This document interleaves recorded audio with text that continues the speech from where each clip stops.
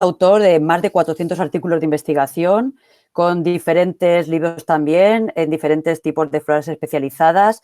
Es editor también de Flora Ibérica y el coautor de las claves que todos los aficionados a la botánica utilizamos para la determinación de las plantas valentinas. Bueno, en definitiva, es tan buen investigador como docente, como algunos de sus alumnos que han entrado hoy pueden corroborar. Y en mi opinión, para mí es uno de los mejores botánicos que conozco y conozco muchos. Y además tengo la gran suerte de que sea mi maestro. Así es que tiene la palabra Benito, para las personas de la universidad que lo conocemos como Benito, y que nos hable pues, de la flora singular de Villena. Muchas gracias por estar aquí y por darnos esta charla. Enciéndete el micrófono.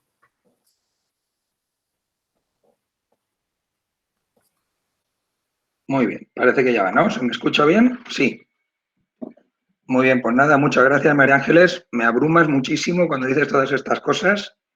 Y bueno, pues lo primero que quiero hacer es agradecer a la sede de Villena de nuestra universidad, también al ayuntamiento de la localidad y sobre todo a ti particularmente que me hayáis invitado y dándome la posibilidad de que, bueno, pues que estemos todos juntos un rato esta tarde y que os pueda contar algo que posiblemente muchos de vosotros ya sepáis, pero que espero que algunas de las cosas que pueda deciros hoy sobre la flora singular de Villena os puedan resultar de interés. No quisiera ser muy pesado porque yo tengo tendencia a hablar mucho de las cosas que me gustan y la botánica me apasiona. Es una oportunidad muy interesante también de estar hoy aquí con vosotros y de encontrarnos personas que hace muchas décadas que no nos veíamos y que hoy afortunadamente la red, la fibra nos une y eso es muy importante. Ya decía que María Ángeles es mi buena compañera de trabajo y mi mejor amiga, en este caso en la universidad.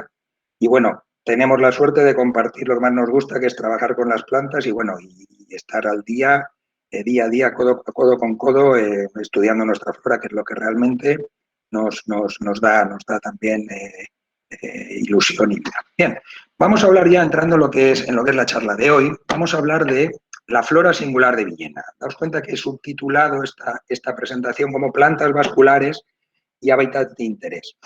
Voy a organizar la presentación de forma en la que, bueno, para las personas que seamos de la comarca o que tengamos conocimientos del territorio, pues la primera parte, que espero que sea breve, será conocida y no creo que aporte muchas cosas curiosas, pero sí, si hay personas que sean de fuera de la comarca o de otras partes, pues al menos nos situaremos geográficamente en los aspectos físicos del territorio.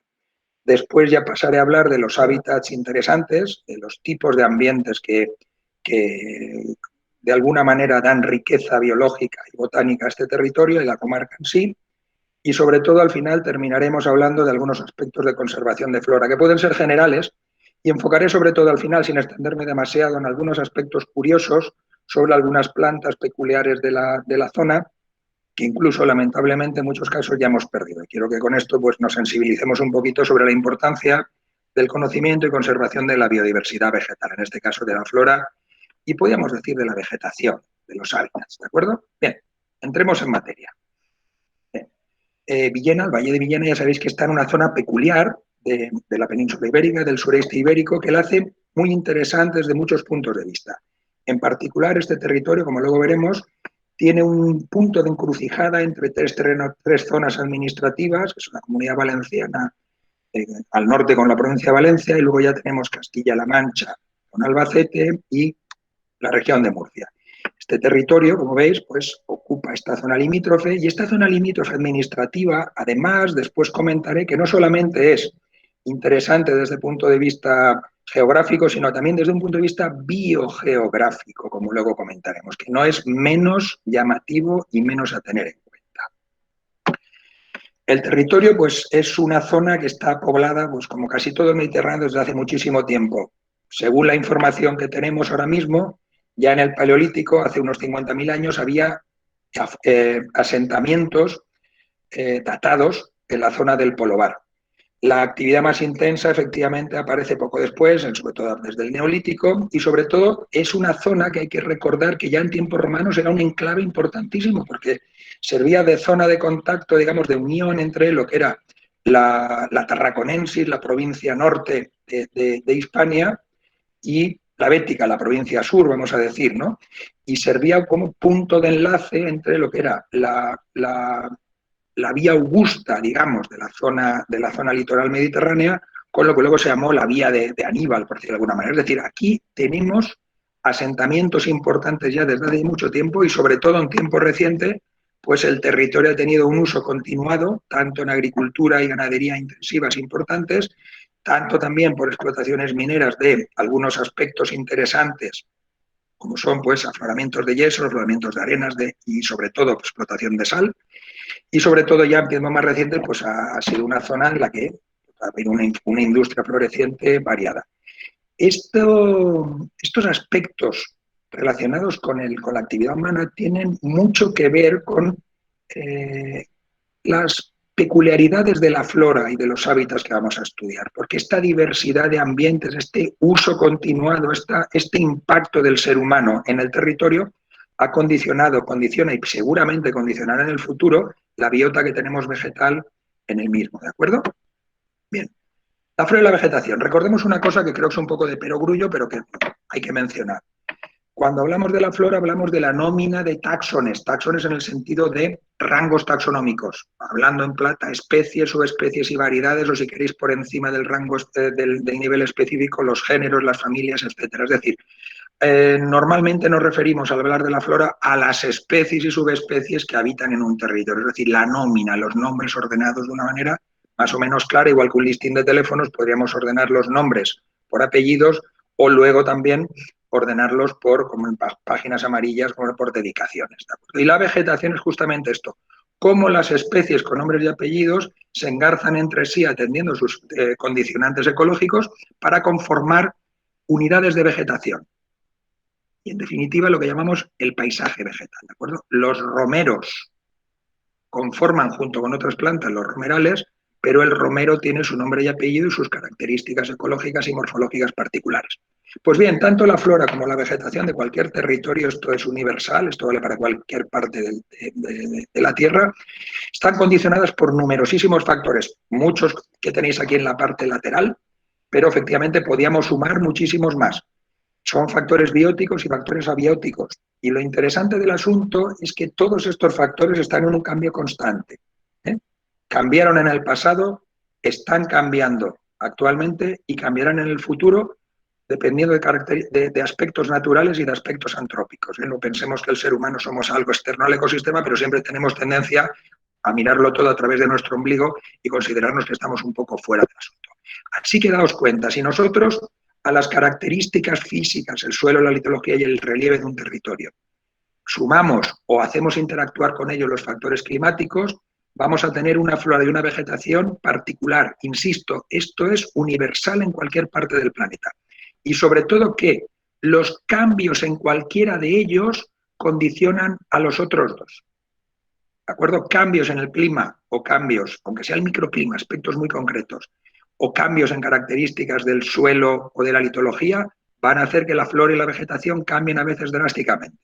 Si a todo esto unimos el impacto de los animales, tanto, vamos a decir, salvajes, silvestres, como domésticos, y sobre todo el impacto del ser humano con todo ello, y sobre todo en los últimos 10.000 años prácticamente, pues conformamos lo que es el paisaje vegetal del territorio. Y sobre eso es lo que basamos los estudios florísticos o los estudios de vegetación.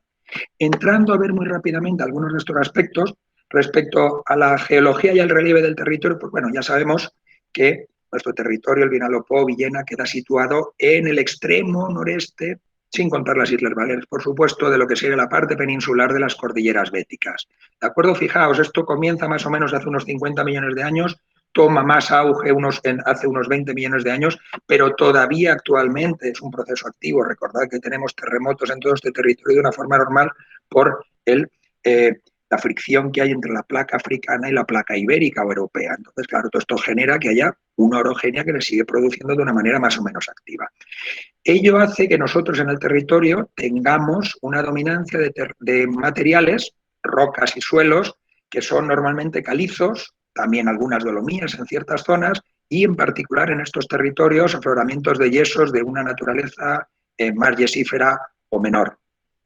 Además de todo esto, hay depósitos más recientes, no menos importantes, de arcillas y de arenas, y sobre todo hay que pensar que estamos en un territorio no excesivamente abrupto. Tenemos altas montañas, sobre todo hacia el este, pero es una zona más o menos relativamente llana, ondulada, con algunas pequeñas, vamos a decir, afloramientos rocosos que lo hacen, pues bueno, realmente variado, aunque eso sí, no excesivamente abrupto y por tanto accesible, que esto es lo interesante. Bien, respecto a los factores climáticos, sin profundizar demasiado en el asunto, recordemos que aquí tenemos un diagrama bioclimático típico de una de las estaciones de Villena, en la que, daos cuenta, es un clima típicamente mediterráneo, en el que tenemos una sequía estival que coincide con los meses más cálidos del año, en nuestro caso el verano boreal. En nuestro caso en particular es una sequía relativamente notable, que se extiende bastante, y las precipitaciones se concentran sobre todo de manera torrencial debido a estas danas, estas depresiones que llamamos aisladas en niveles altos, vamos, lo que hemos llamado toda la vida las gotas frías, que ahora, pues bueno, nombre más correcto parece ser, según los meteorólogos, es dana, que hace que las precipitaciones sean casi de golpe en muy pocas horas, y eso hace que el suelo realmente no llegue a empaparse, haya gran escorrentía y provoca problemas incluso de pérdidas de suelo. Estamos en un territorio que, por sus características termométricas, la temperatura tiene una amplitud térmica notable, es un territorio continental, con temperaturas bastante cálidas en verano y bastante frías en invierno, es decir, una amplitud térmica notable, y eso hace que nos ubiquemos desde un punto de vista bioclimático en un piso mesomediterráneo, que según sus precipitaciones en ciertas zonas, las zonas bajas llanas, suele ser seco, y, semiárido, quería decir, en las zonas más bajas, y hacia las zonas de las montañas que bordean lo que sería la parte central del valle, se hace un poco más benigno y pasa a ser mesomediterráneo seco. Esto va a condicionar mucho la biota y las características de las plantas y comunidades que vamos a ver. No lo perdamos de vista. Respecto a aspectos bioclimáticos, lo que os decía, esto es un aspecto de lo que sería la Comunidad Valenciana en cuanto a la distribución de los termoclimas o los termotipos. Recordemos las zonas más cálidas, más térmicas, un termotipo termomediterráneo.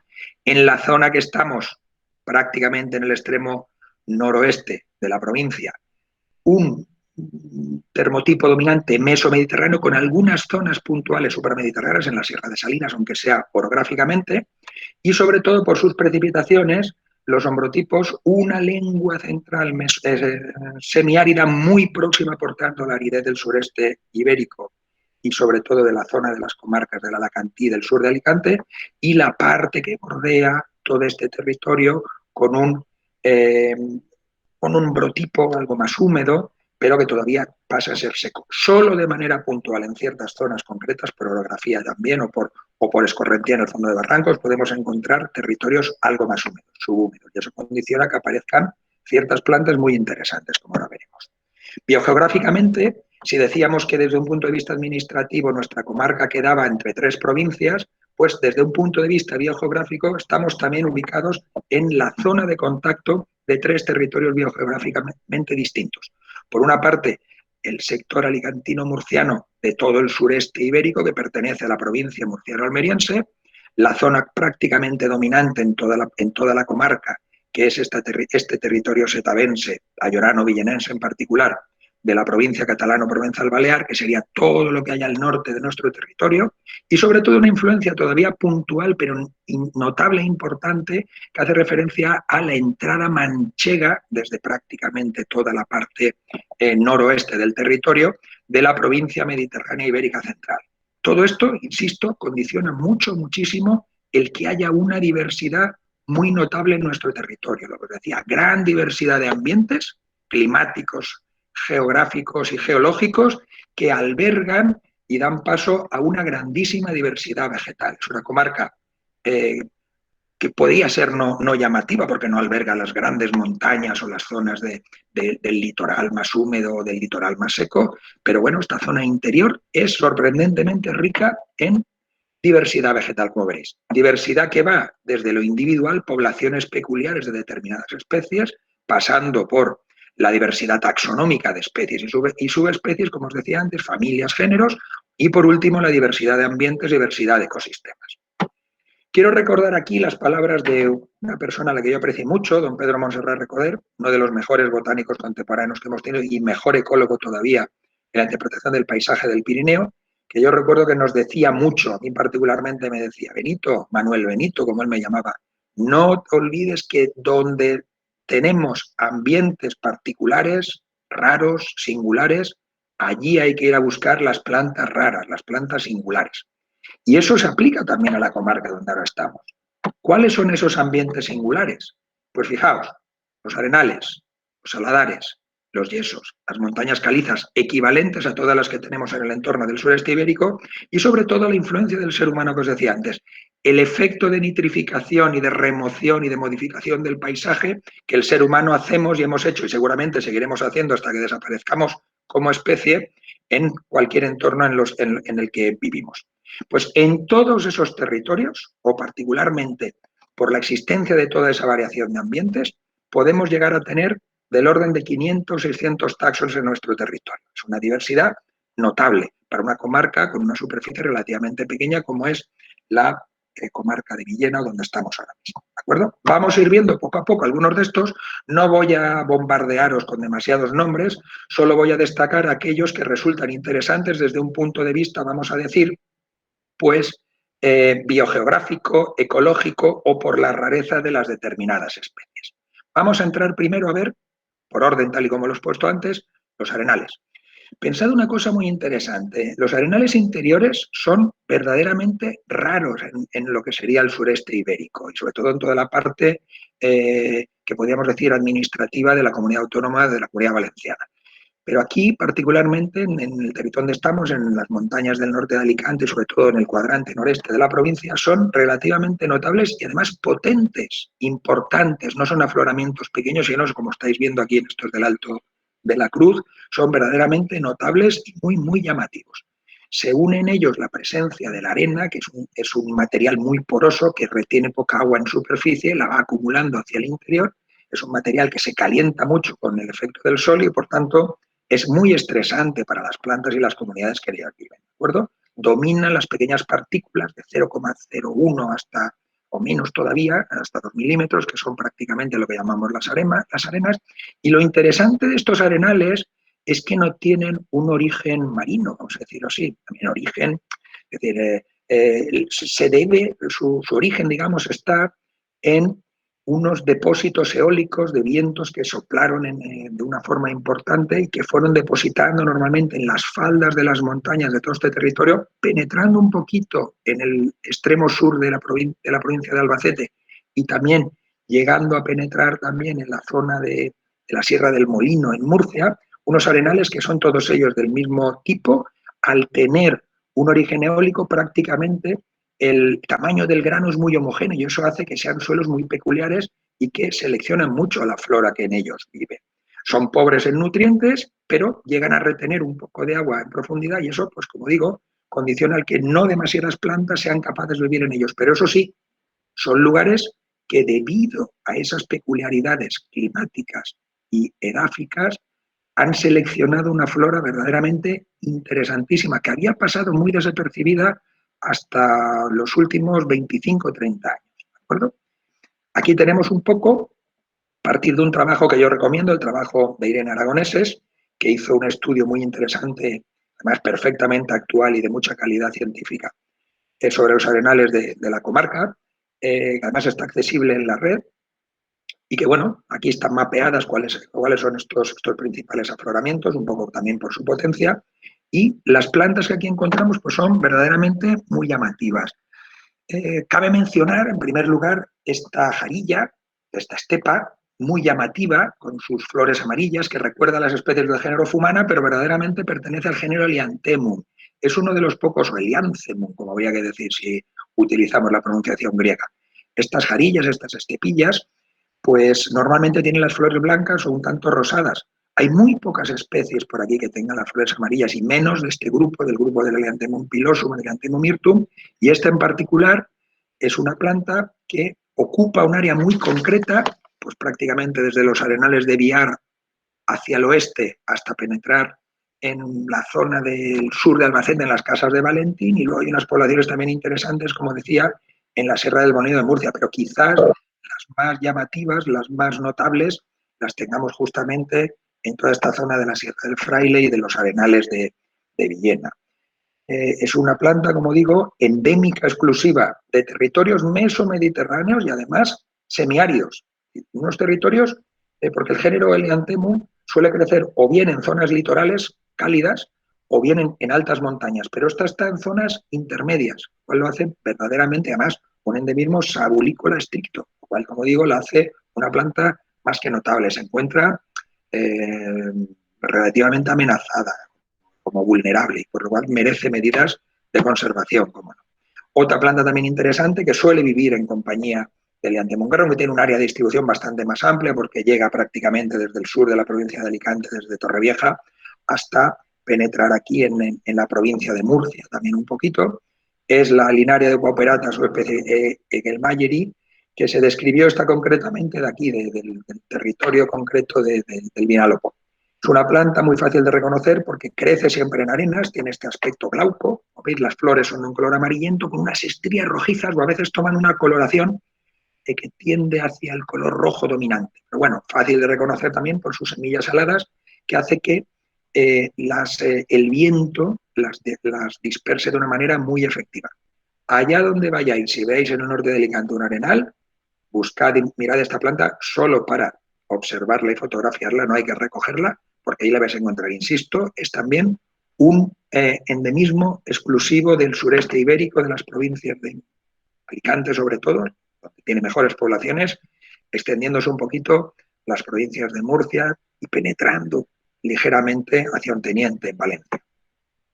También quizá una de las plantas más interesantes del territorio, como no, por la abundancia de las poblaciones, es este rabo de gato, la Sideritis camedrifolia, la subespecie típica de la Sideritis camedrifolia, muy corriente también en las zonas de arenales profundos, sobre todo se encuentra bien en el arenal de la Virgen, en el Alto de la Cruz también existe, y sobre todo está también más restringida, esta que sepamos hoy no penetra en Murcia mucho, pero sí llega hasta Onteniente y un poquito también hacia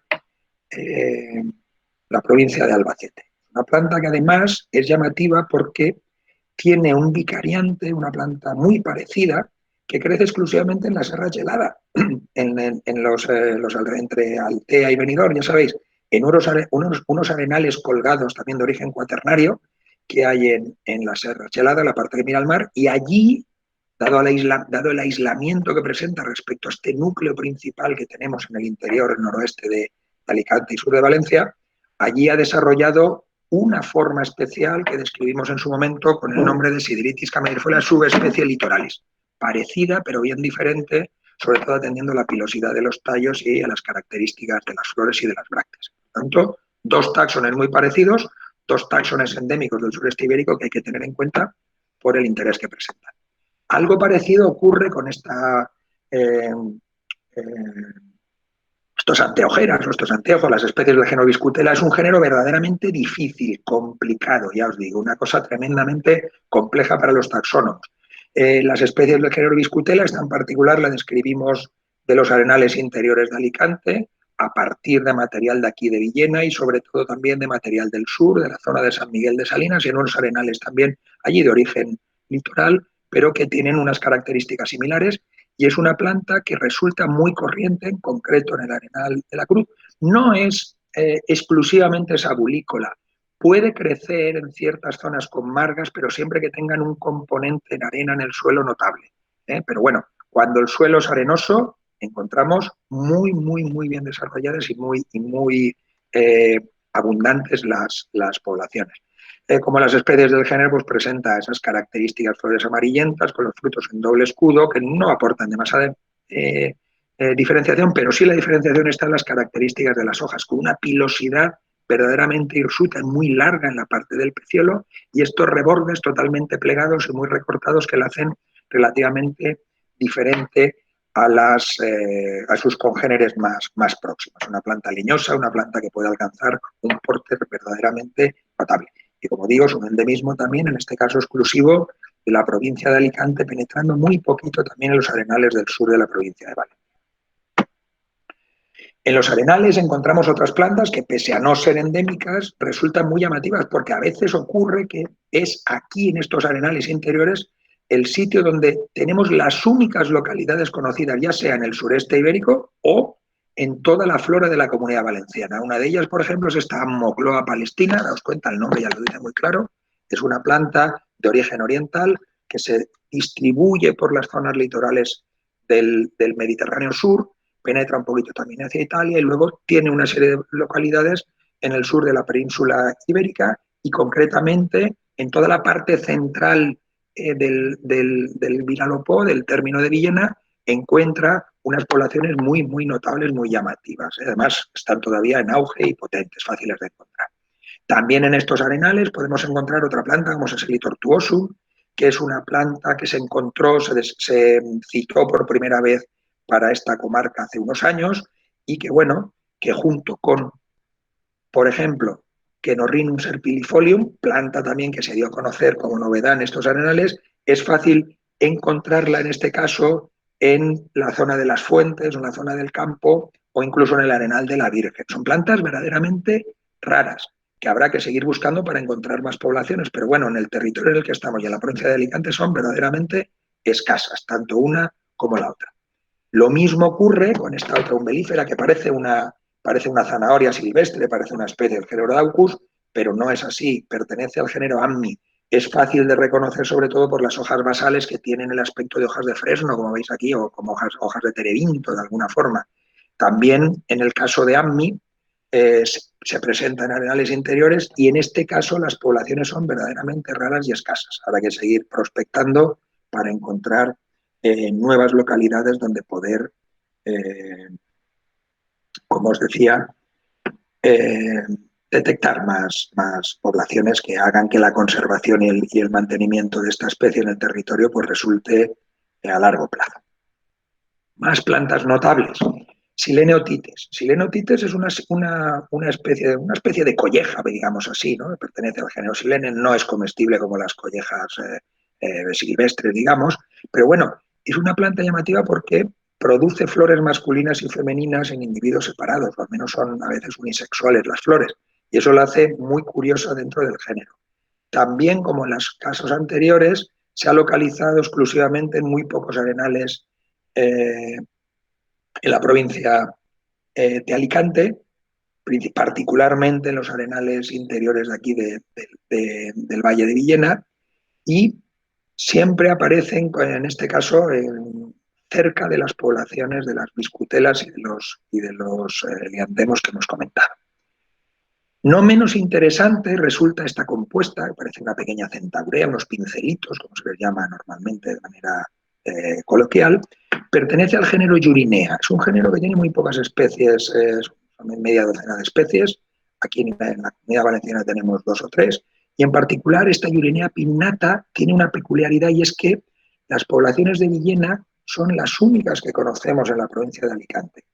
Y en particular, en este caso, se descubrieron en la zona de los Purgaticos, la descubrió María Ángeles en particular con Irene, y luego tuvimos también la suerte de encontrarla justo en el límite norte, en la zona del Rodriguillo, está ya prácticamente en el punto de contacto, en el límite, digamos, con la provincia de Valencia, con la Fuente de la Higuera.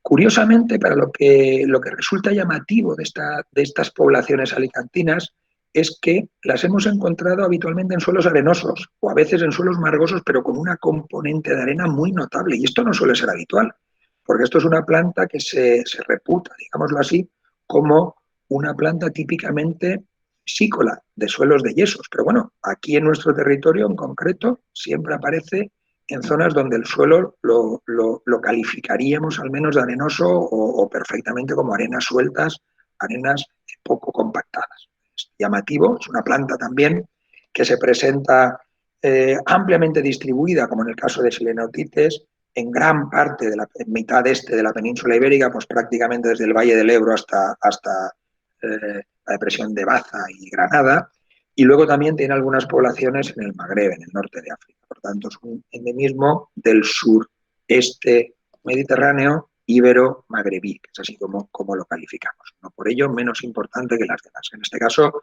no por su carácter, vamos a decir, endémico, pero sí por la rareza intrínseca que tienen sus escasas poblaciones. Pasemos ahora a comentar aspectos que tienen que ver con otro tipo particular de ambiente que resulta muy, muy llamativo.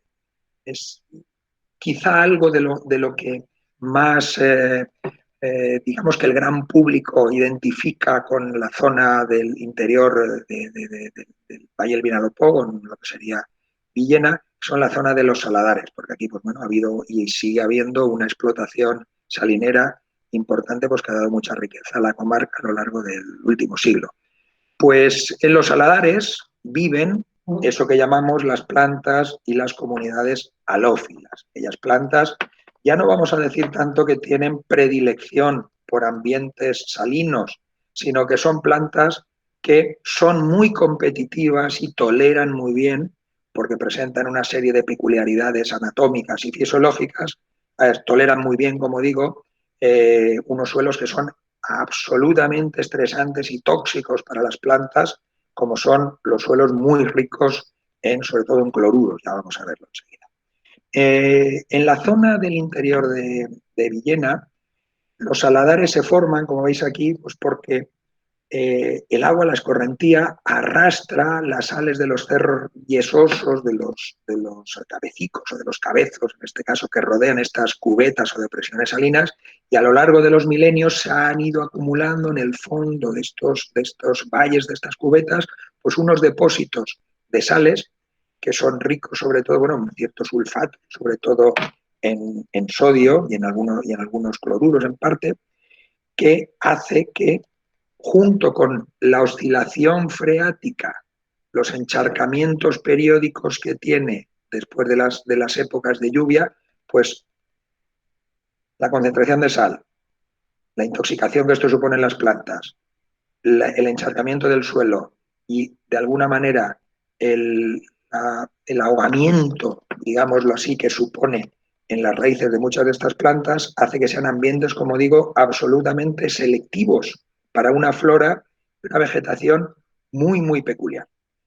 Son plantas y ecosistemas y hábitats, digamos, que están muy, muy especializados en este tipo de suelos. Y los vamos a encontrar en este territorio, como digo, en los pequeños fondos de valles o también en ciertas barrancadas profundas en las que, pues, observamos sobre todo que hay una gran biomasa con respecto a lo que serían los ecosistemas de alrededor, pero una diversidad que es inversamente proporcional a esa biomasa. Gran biomasa, pero a su vez escasa diversidad. Aunque sí, esa diversidad es verdaderamente notable porque está constituida por verdaderos especialistas en suelos, como decía antes, altamente tóxicos, altamente selectivos para la flora. Y eso hace que, igual que ocurría en los ambientes de los arenales, tengamos algunas especies que son endémicas y exclusivas de este tipo de ambientes.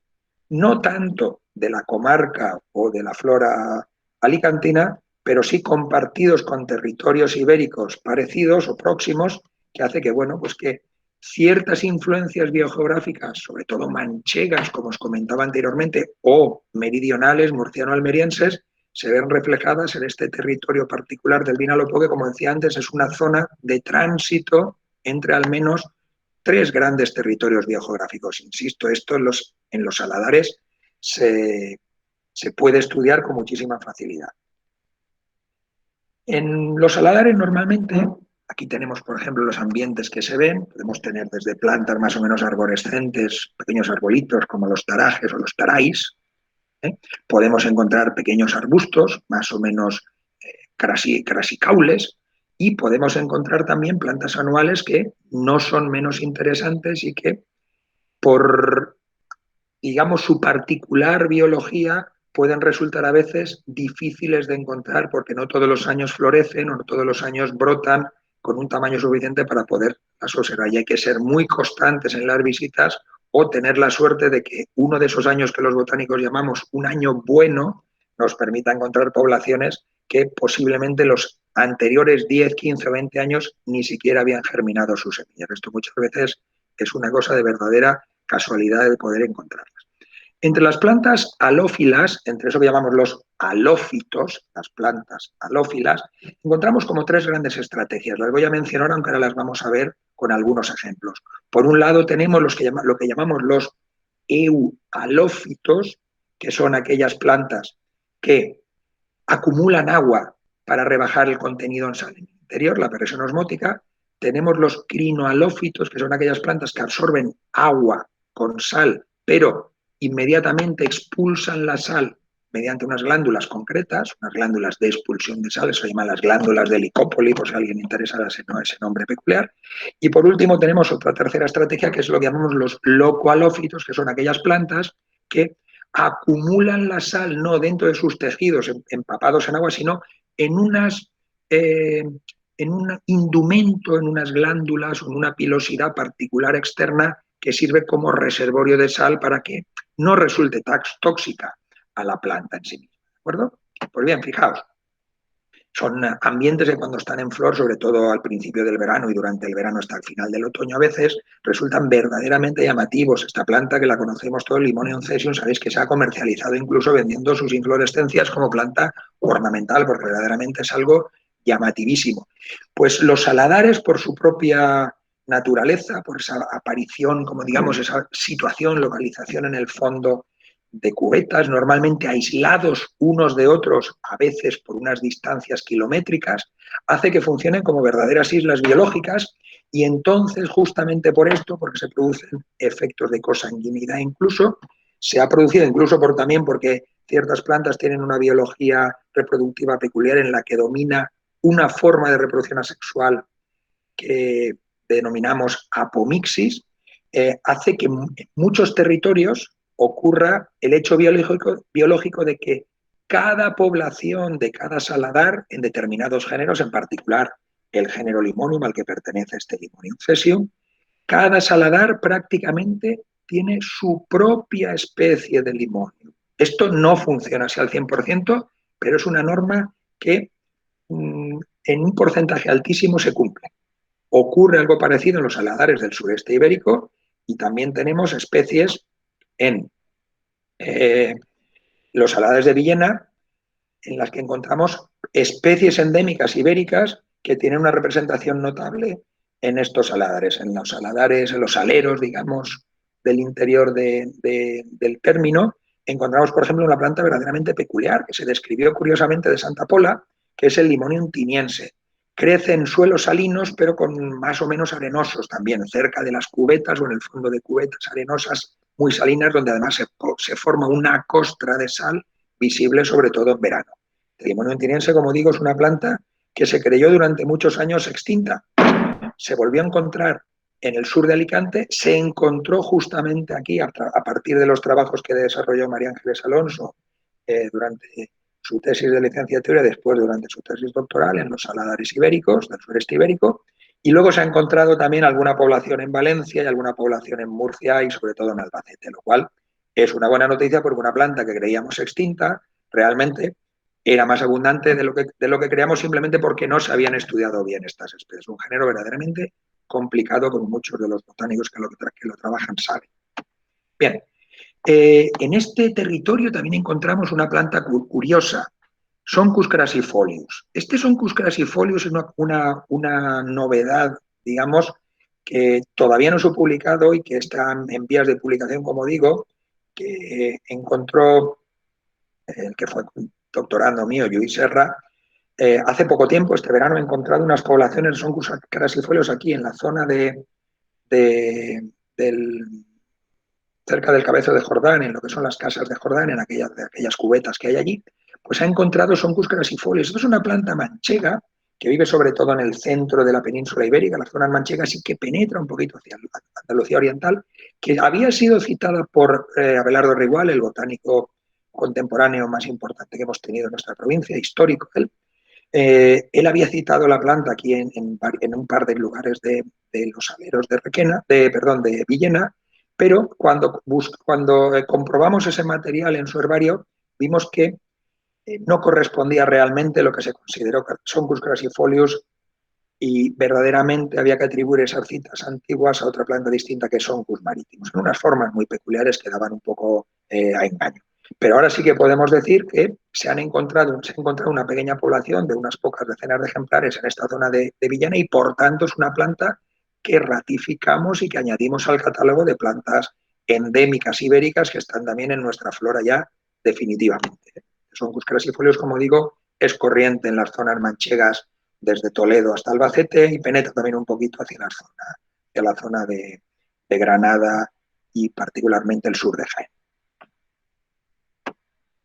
Otras especies interesantes, que no siendo endémicas resultan muy llamativas, pues es Microcnemum coraloides. Microcnemum coraloides es también una planta muy notable que ha sido encontrada hace pocos años, justamente en esa misma zona, en la zona de Casas de Jordán, que es un territorio que habrá que prospectar bien porque evidentemente tiene una flora muy llamativa, en la que, fijaos, tenemos esas características peculiares del eualófito, son estas cirialeras, que es como se las llama, pero en el caso de Microcnemum coraloides es una planta anual, una planta de pocos centímetros, poco llamativa, que a veces tiene 1 o 2 centímetros, como mucho 7, 8, a veces en el mejor de los casos 10, y que recuerda una ciralera, una sarcocórnea, una salicórnea, pero que sus características florales y por sus frutos y semillas pertenece a un género distinto, género Microcnemum.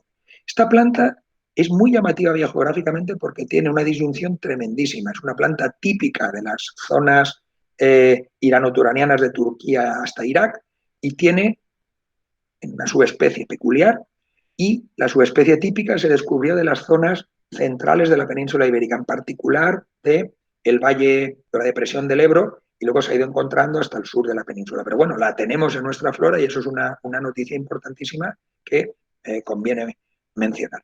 Las especies perennes del género, o de este grupo, perdón, quiero decir, las de cirialeras las habíamos incluido tradicionalmente en 2 géneros, los géneros Artrocnemum y Sarcocórnea, pero recientemente estudios filogenéticos que se vienen realizando nos obligan a llevarlas bien al género Salicornia, en el que ahora incluimos Arcocórnea, o al género Artrocaulum, que se ha descrito recientemente para aquello que llamábamos Artrocnemum.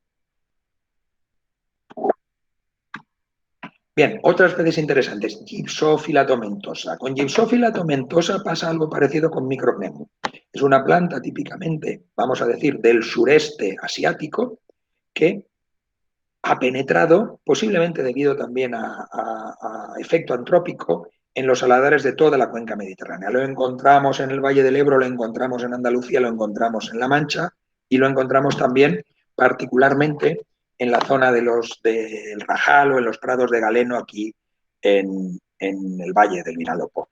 Curiosamente es una planta muy fácil de reconocer por esas hojas tan anchas, por esa panícula tan abierta que recuerda, al papabel, esta Gypsophila también que se vende normalmente en jardinería para hacer ramos, pero que bueno, en este caso es una planta muy llamativa a tener en cuenta. Normalmente esta planta, podríamos también incluirla en el apartado de las plantas ligeramente nitrófilas porque siempre la vamos a encontrar asociada a saladares que han tenido una cierta antropización, una ruderalización. Por tanto, está un poco en ese punto de una planta que podríamos llevar al grupo de las plantas sinantrópicas o de plantas que tienen una relación clara con el ser humano.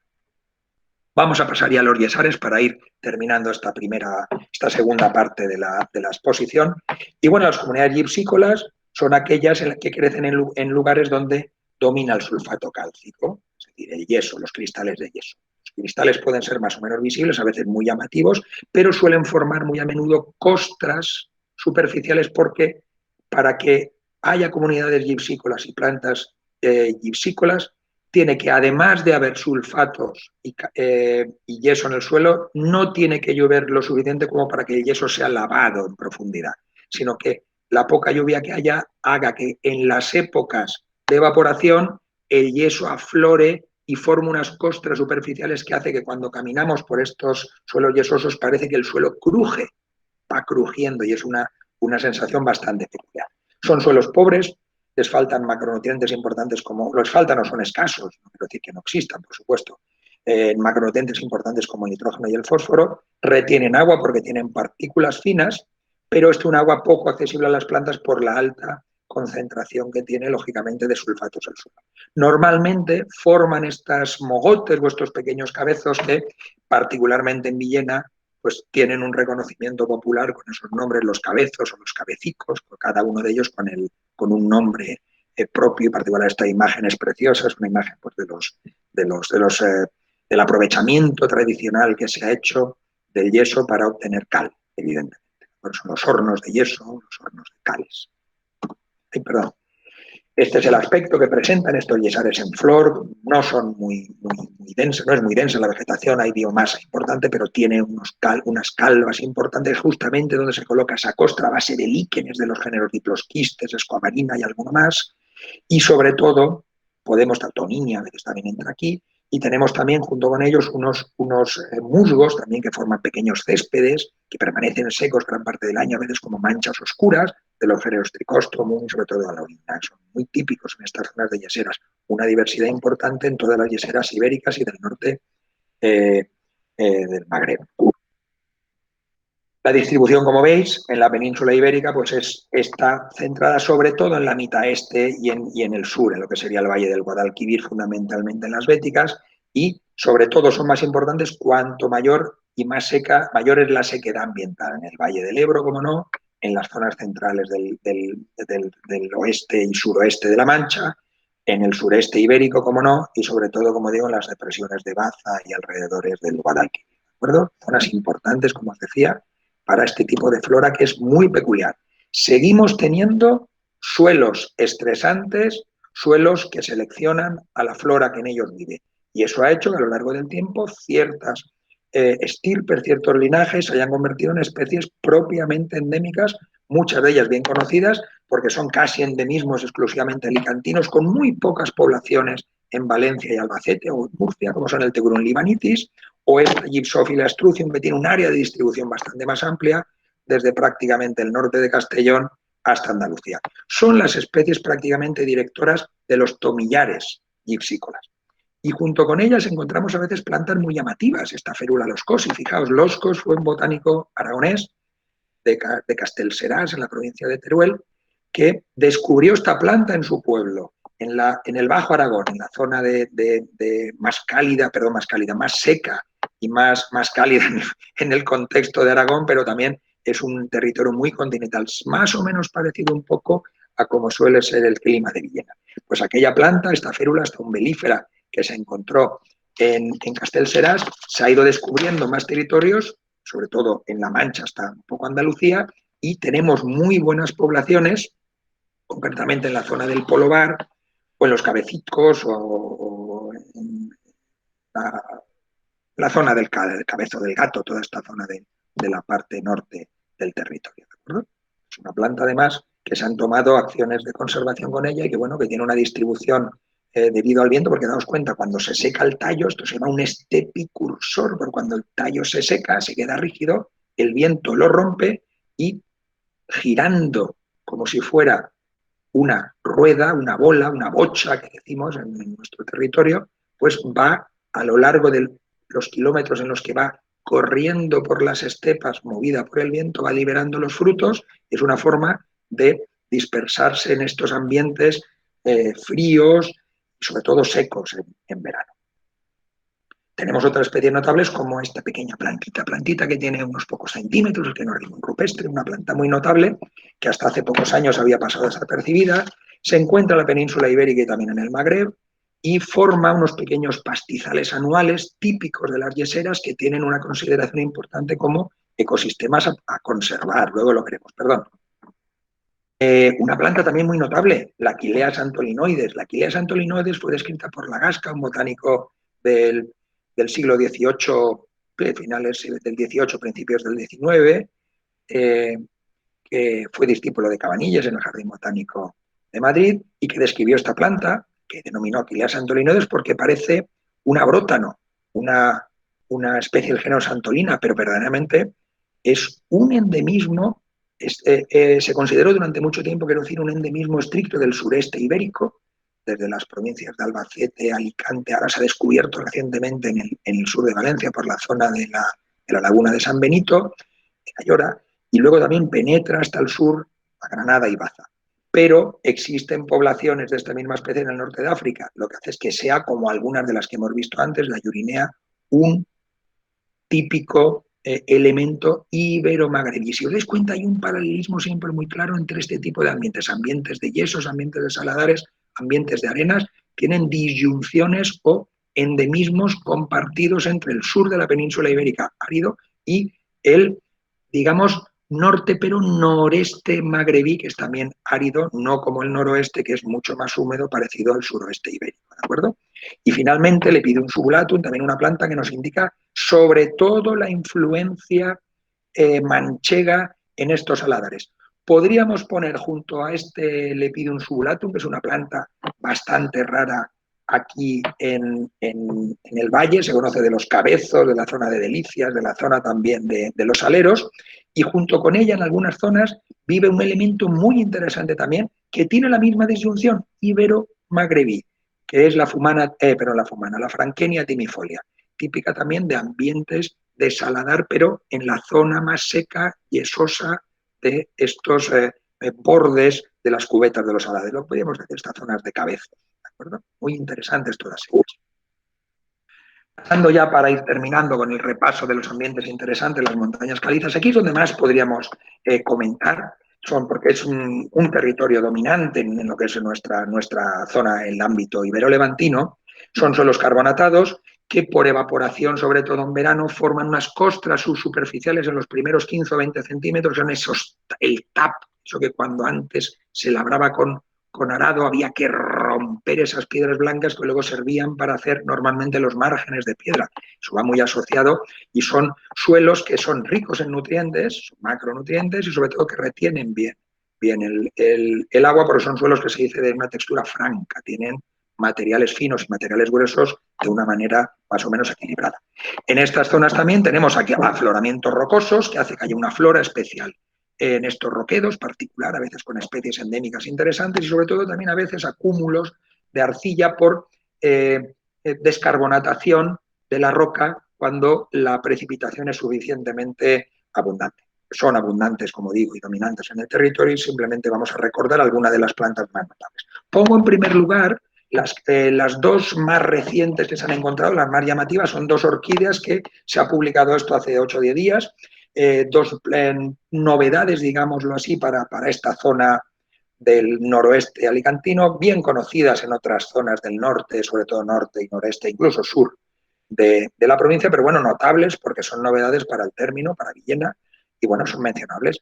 En primer lugar, por ejemplo, aquí a nuestra izquierda está el Himantoglossum hircinum, que es la lengua de víbora, es una orquídea bastante grande, puede llegar a alcanzar a veces 60, 70 o 80 centímetros, muy llamativa por ese labelo enorme, enroscado completamente en espiral, ligeramente bífido y con unos tallos.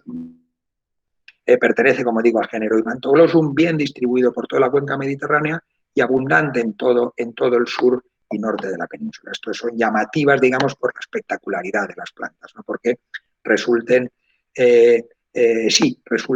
especialmente raras y escasas, no deben recolectarse, la recolección ha de ser a base de fotografías y sobre todo llama mucho la atención y da satisfacción encontrarlas en el campo. En este caso, el Himantoglossum hircinum se ha encontrado particularmente, si no recuerdo mal, en la zona de Peñarrubia, en particular, en las Tonares, una zona relativamente lluviosa, ¿no? Finalmente, Barley robertiana que tenemos aquí, pues es también muy corriente en las Tonares de suelos de margas profundas. Se ha incluido por algunos autores dentro del género Himantoglossum. Yo no comparto esta solución taxonómica porque tiene muchas características, no solo en el labelo, sino en la morfología de las semillas y de los frutos, pero bueno, son próximas filogenéticamente y resultan llamativas. Barley robertiana, muy corriente en toda la provincia, sobre todo en margas profundas, en ambientes donde en verano se reseca el suelo.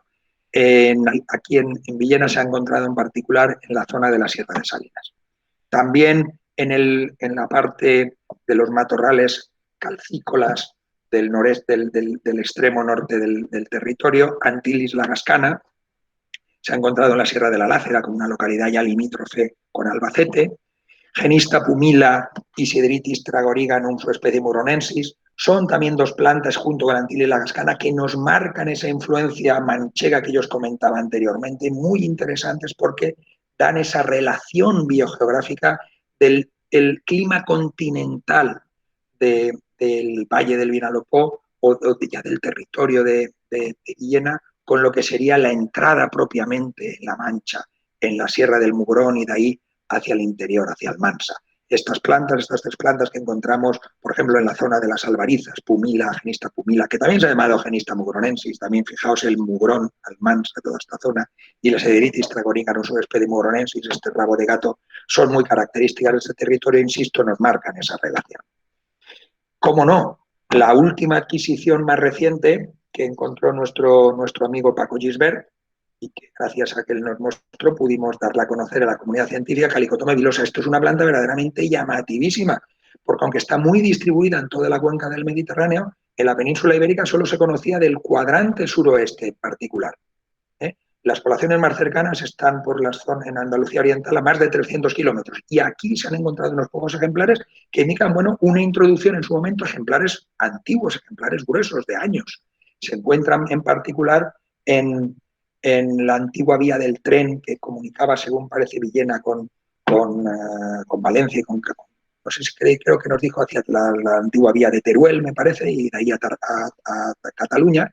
Y bueno, habría que ver realmente cómo ha llegado esta planta aquí o si son restos de poblaciones más antiguas. En este caso vive en zonas de lo que serían matorrales altos, coscojares o matorrales arborescentes, aunque está una zona relativamente abierta ahora mismo porque fueron antiguos campos o está verdaderamente modificado. Pero bueno, ella junto, por ejemplo, con Citrus fontanesi forman parte de esos grandes matorrales de suelos profundos, arcillosos, que retienen cierta humedad y que forman parte o que constituyen estas orlas de los encinares o de los carrascales ibero-levantinos.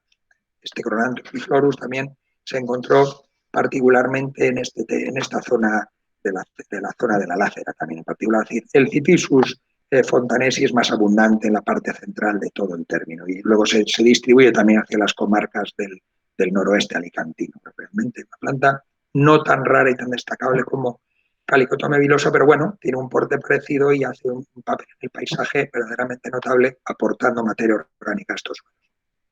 Finalmente, en lo que sería quejigares, bueno, las zonas donde aparecen los quejigos en la Sierra de Salinas, en estos barrancos, cerca de la zona del alto de la capilla o de la capilla, pues allí encontramos unas plantas que pueden ser interesantes porque nos indican de algún modo lo que sería la parte más elevada, más fría, casi supramediterránea en el territorio. Ahí encontramos al quejigo, pero encontramos también, por ejemplo, muy cerca de allí, 2 plantas muy interesantes que son raras en la provincia de Alicante. Cistus laurifolius, la jara con hojas de laurel, que también aparece hacia el Machmo, y sobre todo el Alimium triplicifolium, que es la estepa andaluza. Esta planta es corriente en el cuadrante suroeste de la península ibérica. Fijaos el paralelismo con Calicotome vilosa. Calicotome vilosa viene del suroeste, Alimium triplicifolium es dominante en el suroeste. Esas relaciones biogeográficas que a veces pues, se nos escapan o que vamos viendo claras a medida que encontramos plantas nuevas o plantas que resultan raras. Insisto, estas plantas de zonas más elevadas, un poco más húmedas, incluso Cistus laurifolius y Quercus faginea viven en fondos de barranca donde hay una compensación edáfica que hace que el suelo retenga más humedad y el ambiente, en lugar de ser seco, parezca un poco, recuerde lo que sería un ambiente subhúmedo, de zonas bastante más lluviosas. Y por último, los roquedos. Los roquedos calizos pues, presentan unas plantas que son muy interesantes.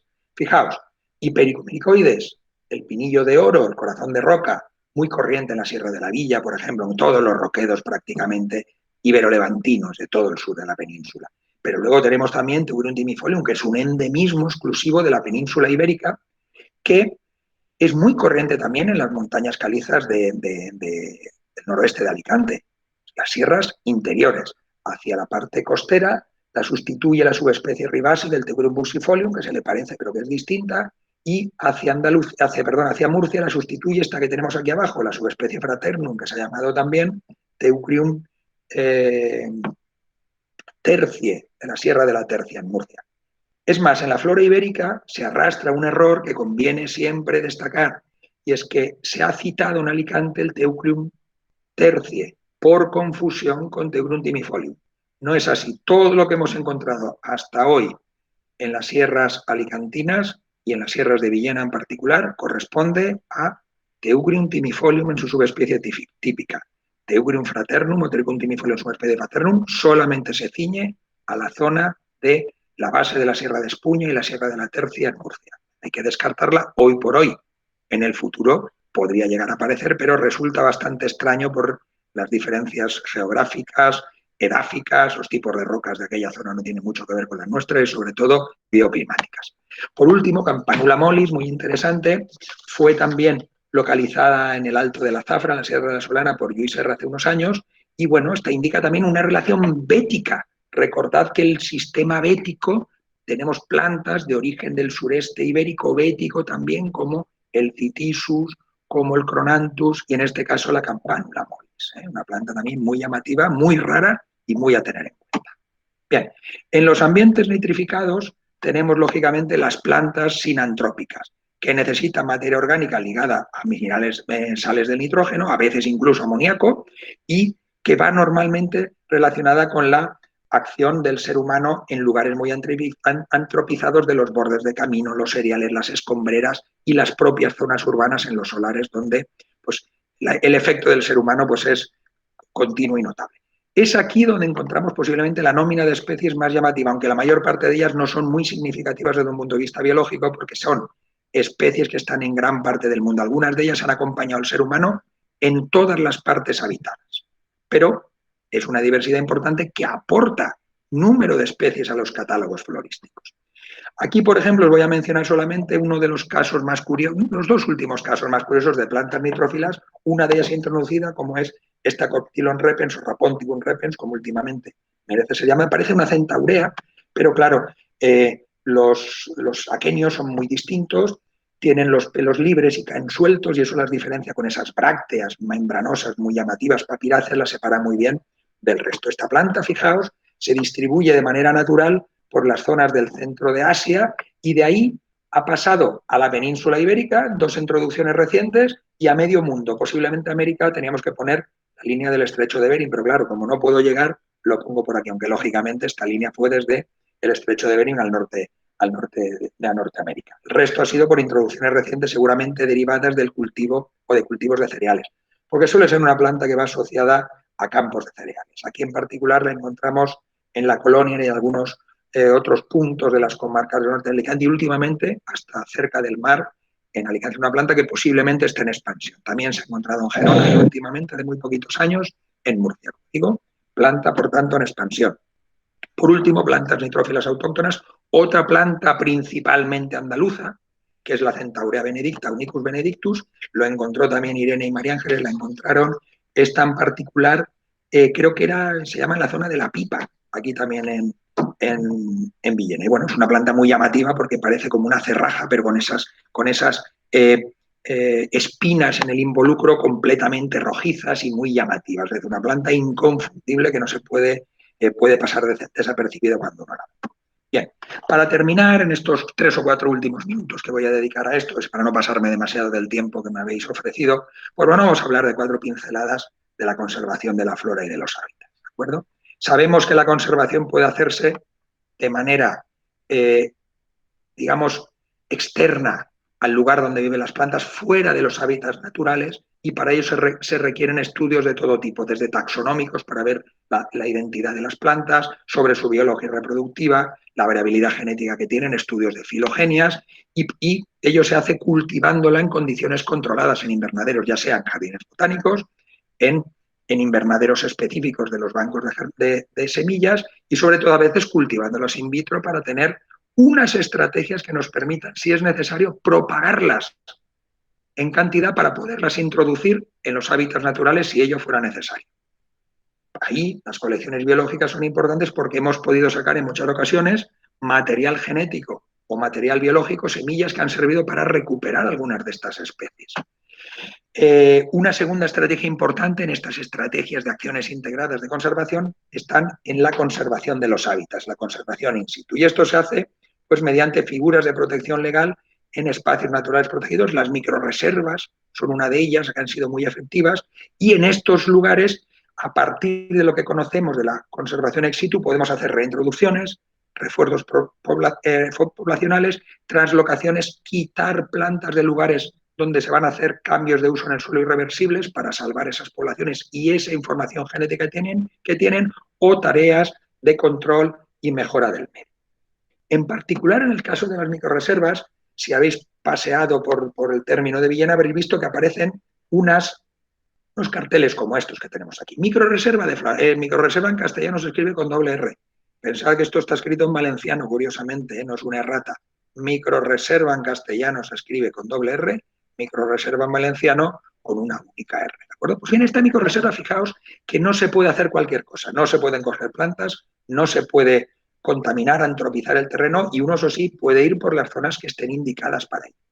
En la microreserva, por ejemplo, de los cabecicos, se conservan no solamente plantas como las que hemos visto, esta zamarrilla, el Tiburon afalodes o el Kenorrhinum rupestre y la Campanula fastigiata que hemos visto en la zona correspondiente de los yesos, porque es un territorio prácticamente de cabezos, con algunas zonas más profundas en la base, pero bueno, un territorio principalmente yesífero, pues se conservan no solo, digo, las especies, sino lo que es más importante, sus hábitats, y sus hábitats con nombres científicos relacionado con una nomenclatura que viene en la Directiva de Hábitats 92/43 de la Comunidad Económica Europea, lo que hoy es la Unión Europea.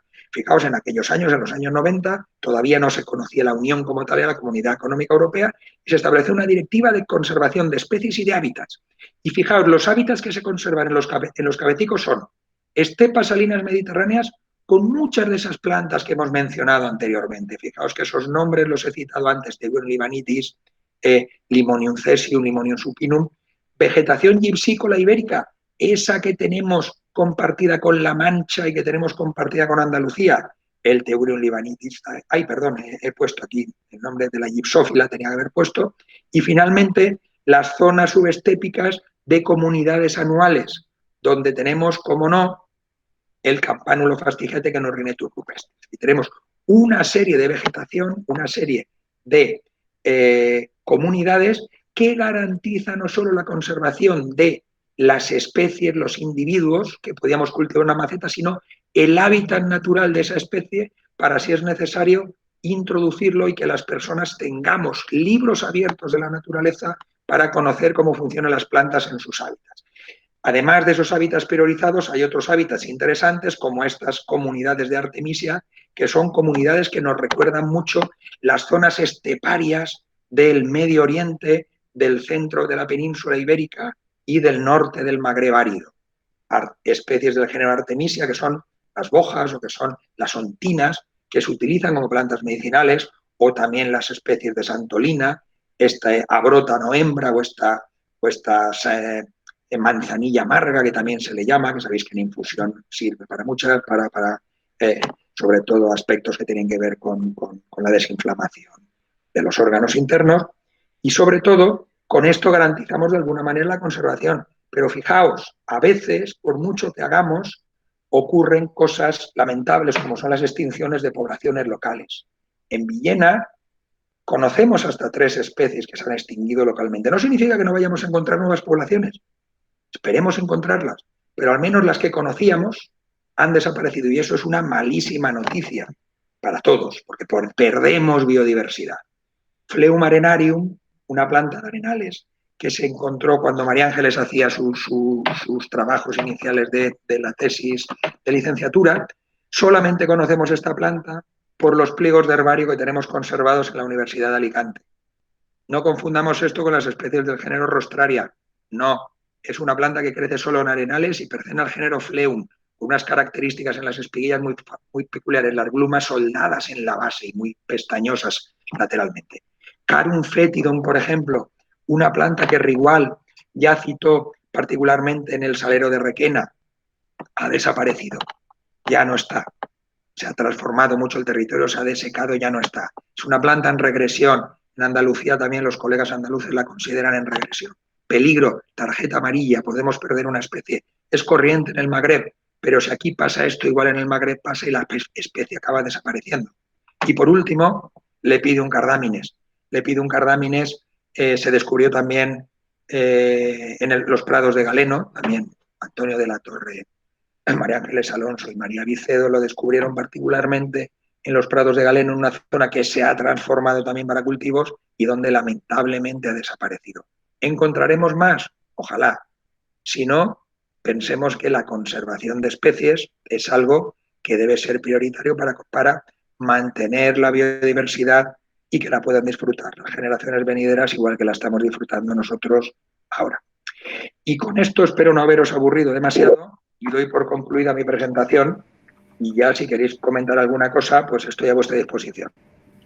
Vale, muchísimas gracias, Benito, por la charla. Hemos recorrido toda Villena y me quería simplemente un apunte y es nombrar a David Molina, que fue el que encontró el Micrognemon, el Immaculosum y la Barlia, y que además de que te está escuchando, ¿sí? Aprovecho y así emplazo a todas las personas que están escuchándonos ahora, porque la siguiente charla, el día 16 de marzo, martes a las 7:30, la va a dar él, que él es naturalista, es un amante del medio ambiente y va a hablar sobre la biodiversidad de coleópteros en el Alto Vinalopó. Si es que aprovecho la circunstancia y os emplazo para la semana que viene. Ahora, si hay alguna pregunta, tanto por el chat o levantáis la mano y podéis hacer la pregunta.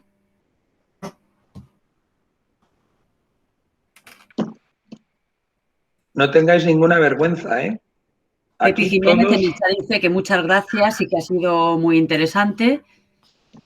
Muy bien, pues nada, muchas gracias. Yo lo he pasado muy bien y os agradezco la presencia a toda la audiencia. Y bueno, que lo que hacemos en la academia pues sirva para que las personas lo puedan disfrutar y aporten información, porque lo que nosotros aportamos nos sirve para que la información que los que estáis a pie de obra, digamos, como David, pues bueno, deis a conocer a través de los colegas o de los colaboradores nuestros o nosotros mismos todo aquello que encontréis. Bueno, no, solo saludaros 30 años después, porque hace 30 años que Benito estaba de profe, más o menos, con nosotros, y con María Ángeles, y bueno, pues ha sido una delicia escuchar otra vez, aunque ya sabéis que ahora estoy en Burgos, vivo por Burgos, y bueno, pues ha cambiado todo, ¿no? Pero es una delicia volveros a oír y la ciencia que tienes, Benito, es impresionante. Ha sido muy agradable volver a oír cositas de plantas y tal, y buscando las comparativas con aquí, que no tienen nada que ver, claro, excepto los Quercus vagina y eso, que aquí sí que hay muchos. Gracias, de verdad. Nada, Uti, un placer volverte a ver y recordar, eso sí, 30 años hace ya exactamente. 30 Lo de los hábitats en la comunidad, estábamos ahí. Sí, así es. Pues bueno, me alegro mucho, Uti. Seguiremos estando en contacto, ¿eh? No lo perdamos. Seguimos, no lo dudes. Venga. Gracias. A vosotros. También ha levantado la mano Pedro Hernández. ¿Puedes hacer la pregunta? Sí, mira, buenas noches. Me ha encantado su exposición, la verdad que he disfrutado muchísimo. Y mi preocupación es si considera que las microrreservas es algo muy...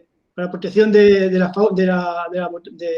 la flora es importante, pero insuficiente, ¿no? Hay que incrementar de alguna manera la protección de, sobre todo, nuestros espacios, nuestros ecosistemas tan vulnerables que tenemos y tan amenazados.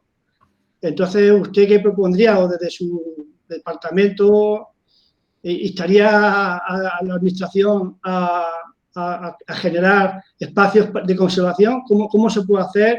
Hay modelos que no sean válidos para nuestra comarca y, en fin. Sí. Muy bien, muchas gracias. Y ante todo, no me llames de usted, por favor. Nos podemos tutear tranquilamente. Vamos a ver, no quiero hacer que esto sea muy excesivamente, vamos a decir, formal, ¿no? Aunque eso no significa que perdamos el respeto unos por otros, ¿no? Pero sí, efectivamente, bueno, eso que comentas, pues es una realidad.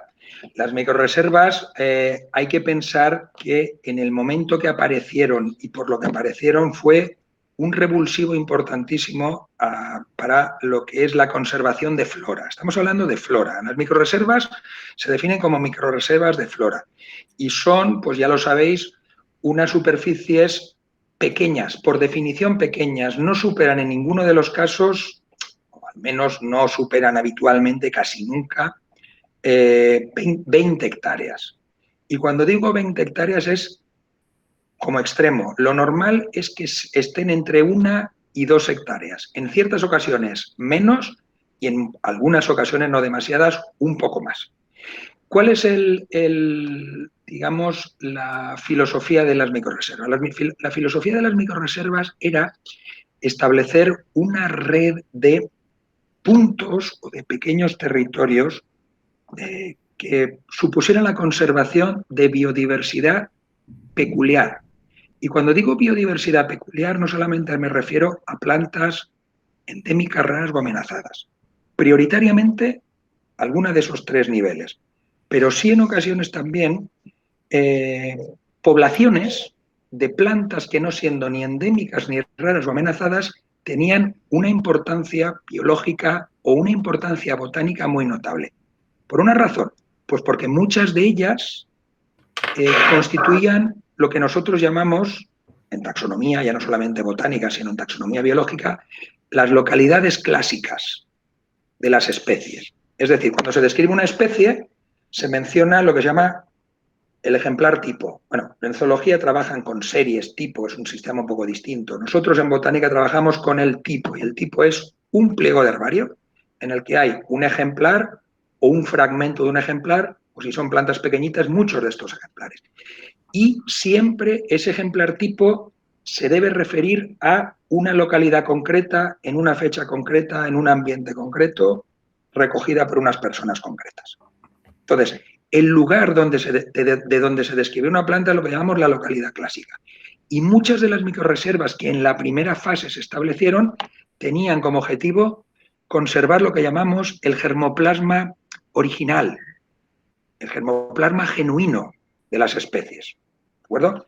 Nosotros sabemos que la taxonomía es una foto en un proceso continuo y las especies que se describieron hace 250 años, en esas mismas poblaciones posiblemente sean distintas genéticamente, mucho o poco, pero nosotros lo que pretendemos es conservar y preservar esas pequeñas localidades y esas poblaciones. Si además ese material genuino, del que nosotros podemos tomar material para estudiarlo, para hacer filogenias, para hacer números cromosómicos, para hacer recuentos de, quiero decir, para hacer estudios sobre sus componentes químicos.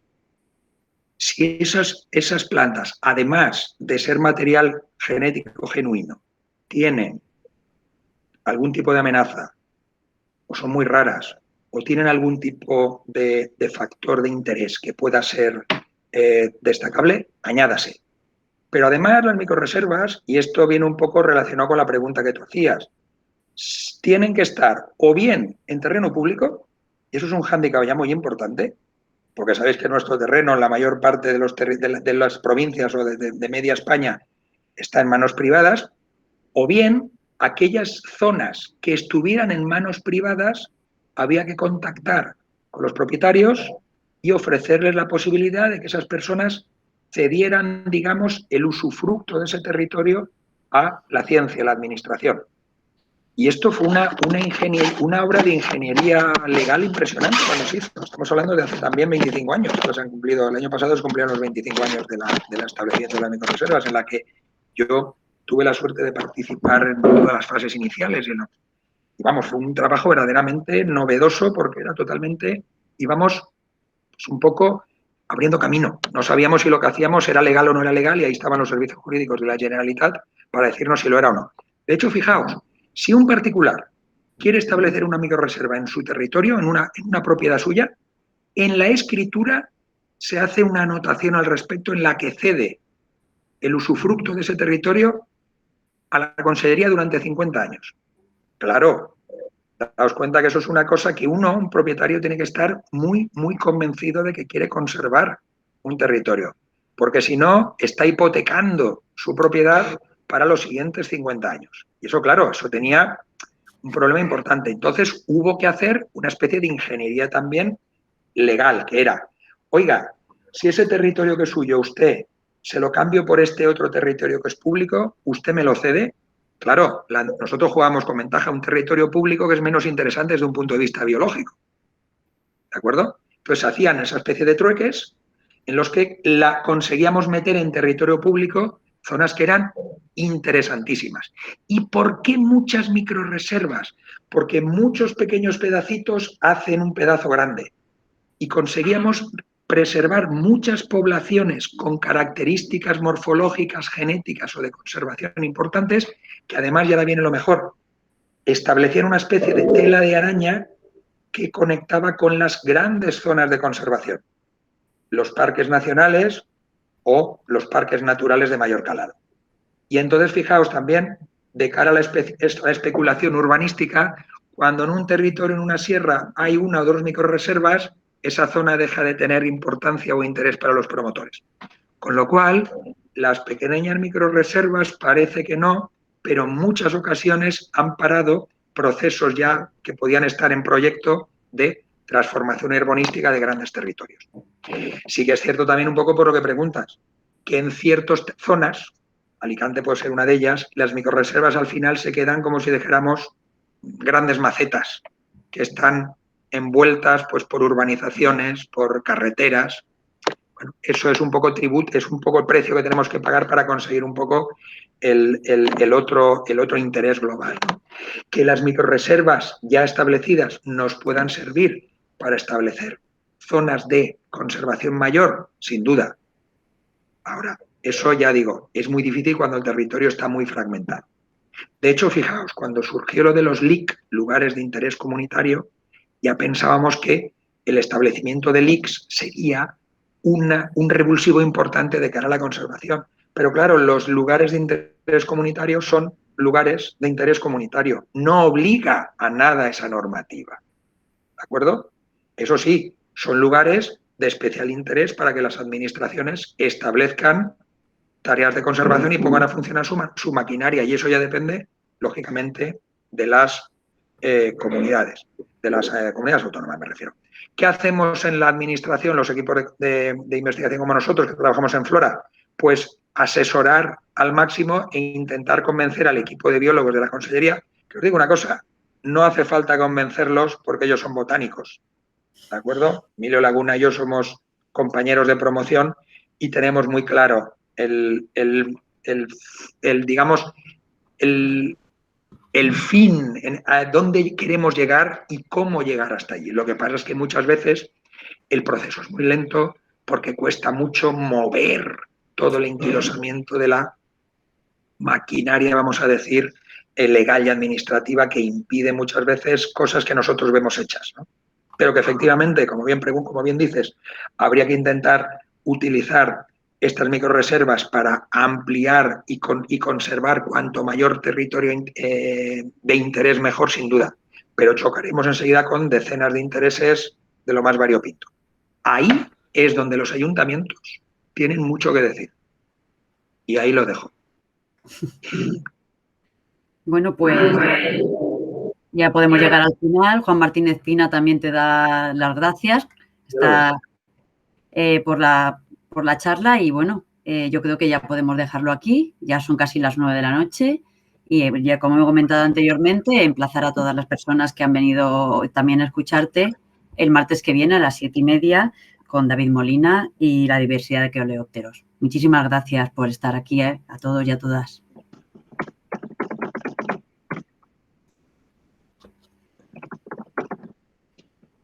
Pues nada, muchísimas gracias a quien quede por aquí y ha sido un placer, como os digo. Si necesitáis cualquier cosa, Departamento de Ciencias Ambientales y Recursos Naturales o a través de María Ángeles o directamente a ella sin ningún problema. Trabajamos en bloque y somos una misma unidad de trabajo. Muy bien, muchas gracias.